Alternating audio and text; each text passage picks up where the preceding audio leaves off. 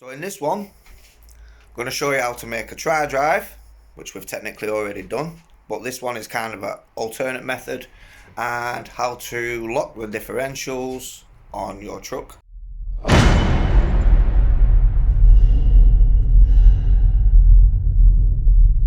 Good morning, guys. So it's an absolutely beautiful day out there today. So today I thought the triaxle that I've been building could work on that. Now I took it out on a little tug of war and I've done some tests with a stock motor, and as we know, it's too quick and the tug of war, it was just useless. So what we're going to do is we're going to put a poison motor in there, a Carson one, and they run at like 6,500 revolutions per minute or whatever they are. It's so much more slower and more torquier. And while I'm at that, I'm going to lock the first two axles. We're going to leave the rear one open, we get less scrub, and we're going to flip where I put the extra axle in at the front. We're going to flip that and put that on the end, and then put the dual suspension towards the first two axles, which will be locked kind of thing, but you'll see when we do that. So this is kind of an alternate way to set up your tri-drive, and I have a feeling that this way is going to be much more efficient. With the axles on the dual suspension at the front, I'm kind of getting roughly the same wheelbase as Rusty, so I'm going to have all that same torque there at the beginning. But like I say, we're going to have that one that'll be free to like move up and down to itself, and it should cause less scrub on the rear being unlocked. But then once there's a load on there and it beds down, then there's maximum traction. So it's kind of an alternate way to set it up. It's dead simple, the same way we did the other one, but we're just going to mirror it. So if you haven't seen the first video of that, I will drop that video up here in the corner for you, then you can catch that up. So I'm just going to carry on and basically get all that truck stripped down, and then we can build that back up from there. And so now we've got the axles all dismantled and everything else, we are going to need to drill a hole through there to send the rod through to keep that brace together, and we are going to have to move this shock to this side again, just mirroring it same width from there to there as it would be there. So the shock's going to sit there because it's going to be coming down on this angle, and this leaf spring we're going to put over the first two, and the arms are then going onto the rear, still using the same setup as we already have. We're just swapping the springs round to the central drive rather than at the rear. And while the axles are off in a moment, I'm going to take these apart and lock up the first two differentials.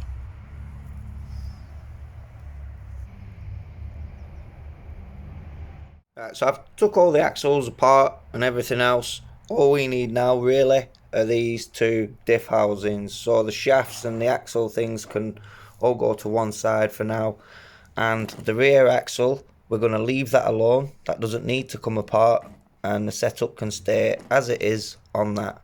So I am kind of just in my living room here at the minute. I just want to be close to the sunshine. So what we're going to do is these three, I think they're 1.5 mil hex heads, so we're going to take those out and separate the diff housings, and then I'll show you what we do from there. So now this is where the magic happens, and all we're going to do is take your spider gears out of the diff, just take one off, and we're just going to pop that one also in there. There we go. So yeah, we've took that in there. Like I say, I apologise, I'm just like roughing it in the living room, so I keep going out for the sun. But yeah, I'll show you again on this one. So just by removing one spider gear and locking it in between the other two spider gears, and then once they're enclosed and the pressure's on all round from the other gear on top, the centre one's going to kind of act like a brake, so you're not going to get one rotating only and losing traction on the other wheel. You are going to have all four wheels rotating, or depending, if you only lock one then you'll have the two, but in my case I'll have four, the front four, on full rotation at all times. But the joys of this is it's totally reversible if you're unhappy with it, or you want to try other things and maybe look for a different setup. Whereas some people just jam them like with resin and stuff like that to lock, and it's not too good. And another thing, you could leave it as they are on the stock setup and get some real thick grease and totally pack up that diff, and you will get more of a limited slip effect. But yeah, from just removing the one little spider gear and locking it between the other two, that's what gives you the diff lock. So as I said, totally reversible, very simple. You do have to take your axles apart, but it's worth it. If you want a bit of a more in-depth look into the diff locking, I do have a how to lock the diffs video there, which will be more useful because I am focusing more on the tri-drive. So we've got everything back together now as far as the axles go. So now I'm going to show you what I'm going to do for setting up this method of tri-drive. Right, so I've had to drill this additional hole here for the centre rod. New ones for the shocks. And all I did was literally just separated one half of the chassis up to there, and I just put another one of those in just because I had one on hand. It just saved pulling that out to move it all up.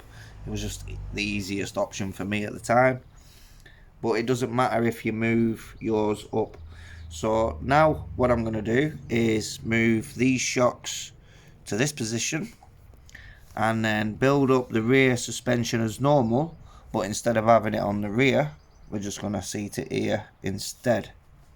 And that should give you a bit of a better idea now. So now it's just a case of hanging the axles.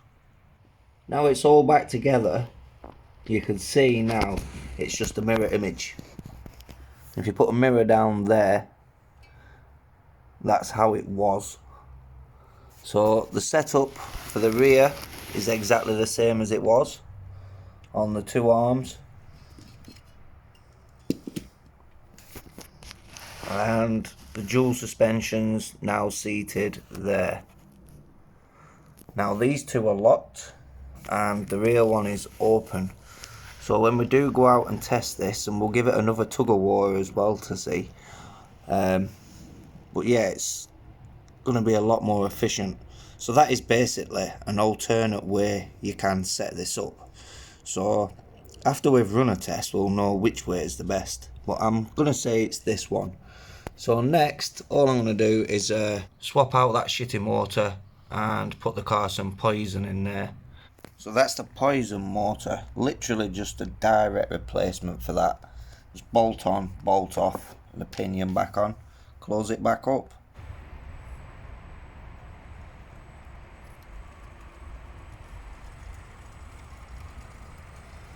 There's a lot more low-end control now, and it's all driving as it was before. So we'll come back out and do another test with it. So I want to see the turning circle again now the diffs are locked.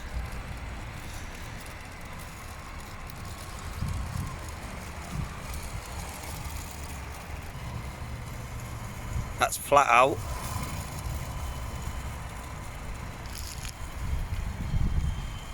So the speed's dramatically reduced.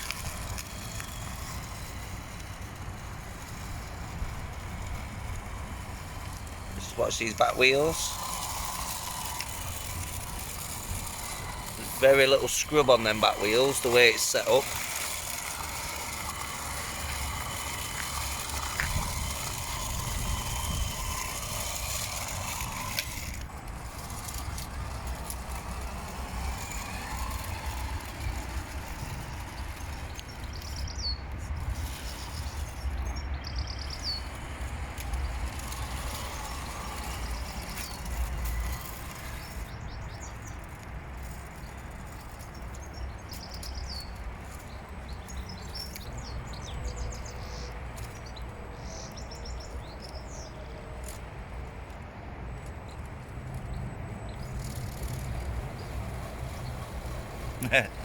You see where that one's unlocked, the other 4 are rotating, and you got one dead wheel there.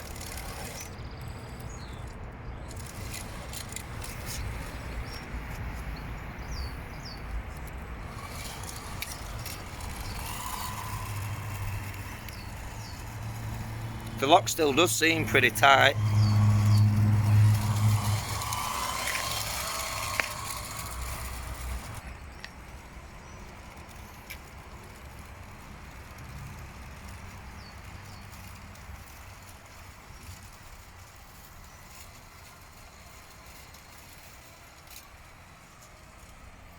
And the cab is also now ready for paint.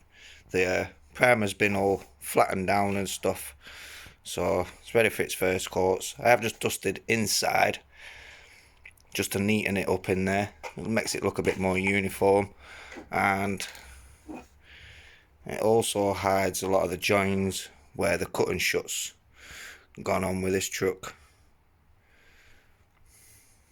This was a standard size sleeper, but it's been cut down to a 36-inch scale coffin. I've just filled all the holes in the back there where the MFU gizmos would go. Really don't like those. So we've got all that nicely smoothed out now. It's seamless. I've got my door hinges back.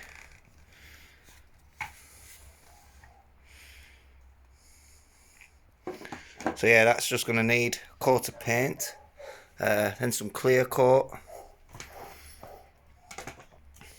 I honestly don't know whether I should put the steel arches back on there, or just leave them open and just put some mud flaps and the front mud guard on.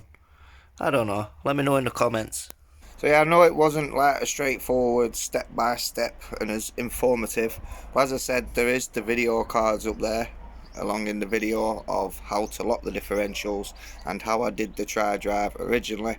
As I just said, it's just a mirror image of itself, and I personally believe this setup will perform better than the other setup. So if any of you's watching and you've come to the first tri-drive video to set up your own tri-drive, I'd recommend, if you've got the patience, or if it's not already as set up and it's easy enough to pull apart, I would recommend trying what we've done in this video. I do believe you'll notice quite a significant difference. Also, we installed that poison motor on there from Carson. It's nothing fancy in like compared to the motors that's out there today and stuff. It is just a general 540 can. Yeah, I apologise if it wasn't informative, but like I said, it was just kind of a reflection of itself, but the performance wise should be better. So in the next video we'll go out, tug of war it, have a look at the turning circle, do a few little tests that we've already done with it, then we can just see the difference. So I've got my daughter's Scania now all cleaned up and everything else. That's ready for the first coats of prime, and then I need somewhere to spray it and get the compressor out. So that's to come. The Volvo interior, that's to come. Probably a little bit more on the tri-drive, as I said. Out with the crawlers tomorrow with the lads again, this time up the quarry, and have a video coming of my mate Nathan's Subaru, his HPI WR8. It's a pretty mental machine, definitely on my list. But yeah, thanks for watching, guys. Don't forget to like, share, comment, subscribe, all that, and I'll catch you in the next one, guys. Happy days. Ciao for now.